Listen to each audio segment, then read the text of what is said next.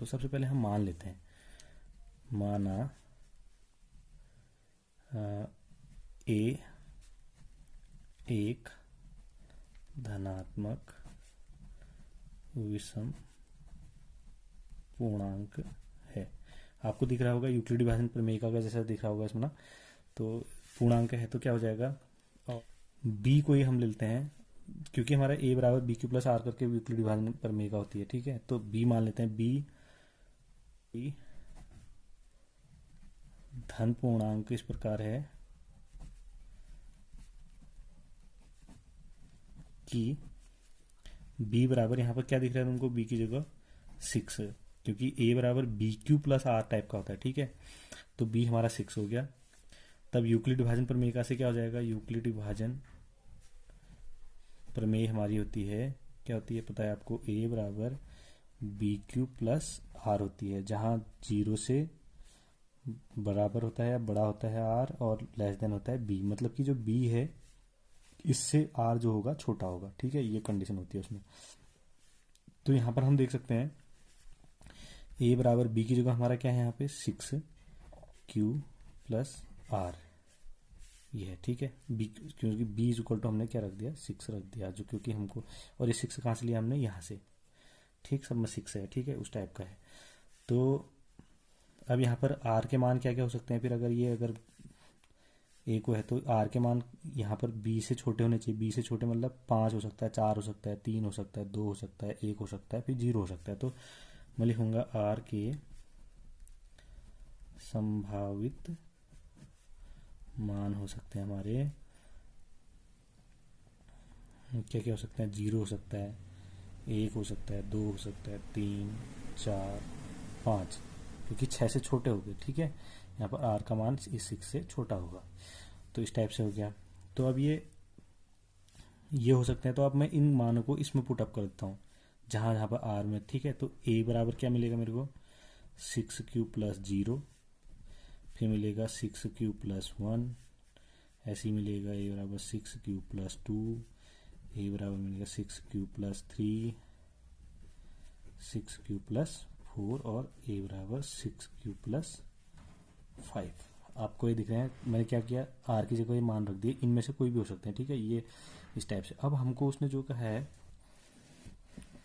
अच्छा दिख नहीं रहा था कैमरे में, तो इस टाइप से मैंने इसमें मान रख दिए, एक बार 0 रखा, फिर 1 रखा, 2 रखा, इसी वाले में जो एक्सपेंशन है हमारा a बराबर B Q plus R type का, ठीक है।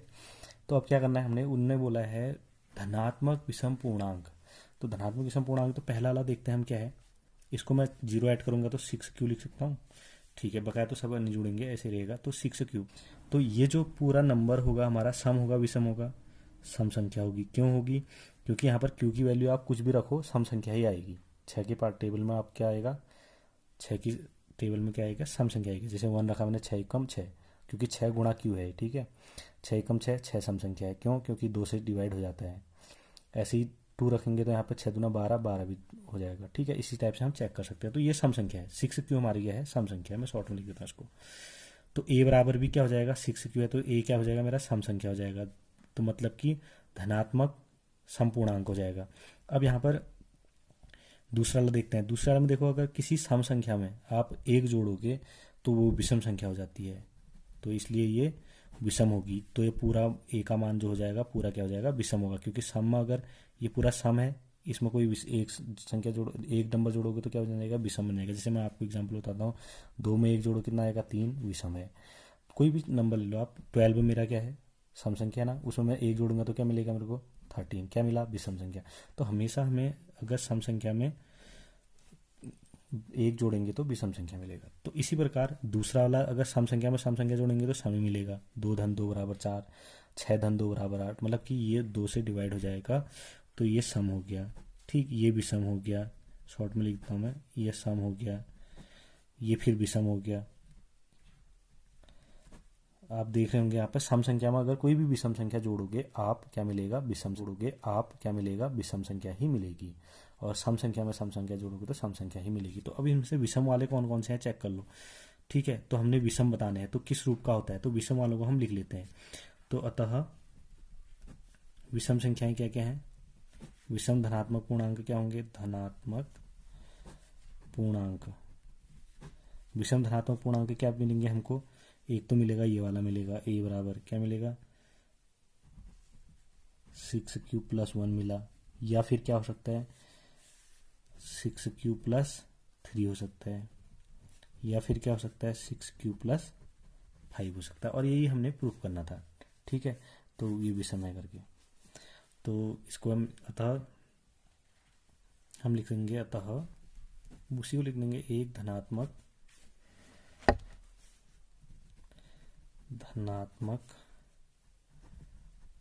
पूर्णांक, धनात्मक विषम पूर्णांक, 6q+1 या 6q+3 या 6q+5 के रूप का होगा। ये हमारा आंसर है, ठीक है। अब प्रूफ कर दिया हमने, क्योंकि देखो अब ये क्यों 5 तक ही क्यों लिया, क्योंकि उसके बाद तो 5 के बाद 7 भी ऐड करेंगे तो विषम भी पूर्णांक होगा। लेकिन हमारे यहाँ पर क्या है, बी की जो क्या है मेरा 6 से क्या होना है, उनका मान कम ही होना है, ठीक है। तो इसलिए हमने ये लिया, तो ये हमारा प्रूफ हो गया। अगला क्वेश्चन है हमारा, किसी परेड में 616 सदस्यों वाली एक सेना आर्मी की टुकड़ी को 32 सदस्यों वाले एक आर्मी बैंड के पीछे मार्च करना है। दोनों समूहों को समान संख्या वाले स्तंभों में मार्च करना है। क्या करना है, दोनों समूहों को समान संख्या वाले स्तंभों में मार्च करना है। स्तंभ मतलब कॉलम और स्तंभ होते हैं ना, कॉलमों को बोलते हैं स्तंभ, और रो पंक्तियां होती है, ठीक है। तो उन स्तंभों की अधिकतम संख्या क्या है जिनमें वे मार्च कर सकते हैं? तो ये क्या कहलाते हैं, स्तंभ कहलाते हैं, ठीक। और ये कहलाते हैं पंक्तियां, इस टाइप से जो होंगी पंक्तियां कहलाएंगी, ठीक।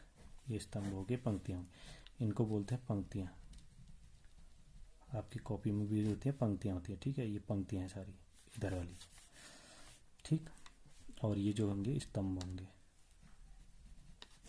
स्तंभ और पंक्तियां होंगी। इसको कॉलम बोलते हैं, इनको रो बोलते हैं, ठीक। इंग्लिश में 16 सदस्यों वाली एक सेना की टुकड़ी है और 32 सदस्यों वाला एक बैंड है, पीछे मार्च करना है, बैंड के पीछे मार्च करना है। तो जो समान क्या होने चाहिए, संख्या वाले स्तंभों में होने चाहिए, स्तंभों की संख्या समान होनी चाहिए, मतलब कि उनमें जितने भी जवान होंगे वो समान होंगे, ठीक है। किसी में कम किसी में ज़्यादा नहीं होंगे। तो उसके लिए हमको क्या करना पड़ेगा, इसका HCF निकालना पड़ेगा।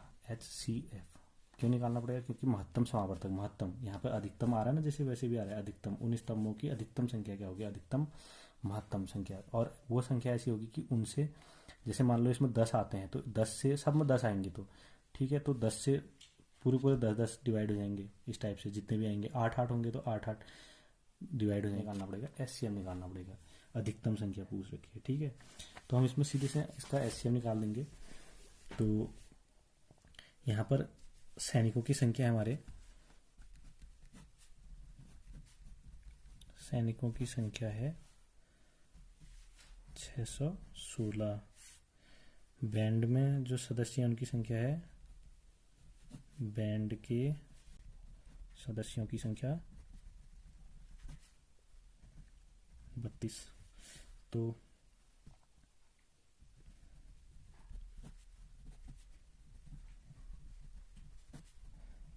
संख्या क्या होगी, 616 व 32 का महत्तम समावर्तक या SCF होगा, ठीक है। वैसे भी यहाँ पर आप इसको कंपेयर करने के लिए ऐसा कर सकते हो, अधिकतम संख्या पूछती है, अधिकतम संख्या, ठीक है। तो अधिकतम संख्या HCF अधिक के लिए, ठीक है। इस टाइप से आप वो कर सकते हो। तो इसका HCF कैसे निकालेंगे, वही है फॉर्मूला, 616 को HCF निकालने के लिए यूक्लिड विभाजन एल्गोरिथम से क्या होगा, यूक्लिड विभाजन एल्गोरिथम का प्रयोग करेंगे हम, या प्रमेयिका, यहाँ पर प्रमेयिका लगेगी, ठीक है। क्योंकि हम एक स्टेप को हम प्रमेयिका ही कहेंगे, और जब स्टेप बाय स्टेप उसको पूरा यूज़ करेंगे तो वो प्रक्रिया एल्गोरिथम कहलाती है। तो ए बराबर बी क्यू प्लस आर होता है, जहाँ आर की वैल्यू होती है बी से छोटी और 0 से बड़ी है, 0 के बराबर हो सकती है। तो 616 को हम कैसे लिखेंगे, 32 और फिर 32 से क्या करेंगे, इसको कितना आएगा कहने के लिए 616 को डिवाइड करेंगे तो 32 से कम 32 हो जाएगा 9, ठीक है, 5 में से 3 गया 2, फिर एक और बचा इसको उतारेंगे पहले 6, ठीक, कितनी बार जाएगा लगभग ये 30 मान लो इसको और इसको भी 30 मान लो, तो ये लगभग 30 हो जाएगा। 9 बार 3 3 9 और 9 3 27, 9 3 27 9 को 36 ज़्यादा हो जाएगा, तो लगभग 9 टाइम जाएगा, ठीक है। तो 9 से इसको मल्टीप्लाई कर दिया, 9 दूना 18, 9 3 27, 1 28, ठीक, भाग देना भी आना चाहिए तुमको, घटा दो। और कितना हुआ 8, 16 में से 8 गया 8, इधर 8 में से 8 गया 0, ये हो गया 8 बचा, ठीक है। अब देखो ये शेषफल हो गया, ठीक, तो हम यहाँ इसको लिख सकते हैं गुणा 19 धन शेषफल, शेषफल कितना बचा है 8, ये आर होता है हमारा, ठीक है। R does not equal to 0, यहाँ पर अभी 8 आ रखा है, आर की जगह 0 नहीं है।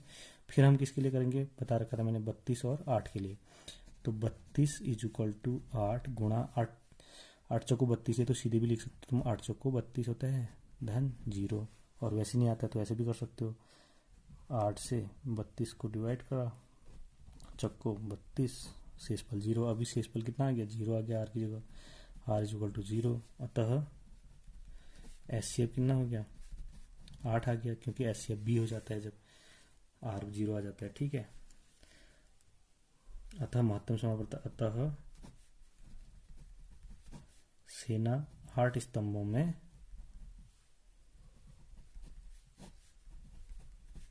मार्च करेगी, ठीक, आया समझ। तो इस टाइप से हम इसको कर सकते हैं।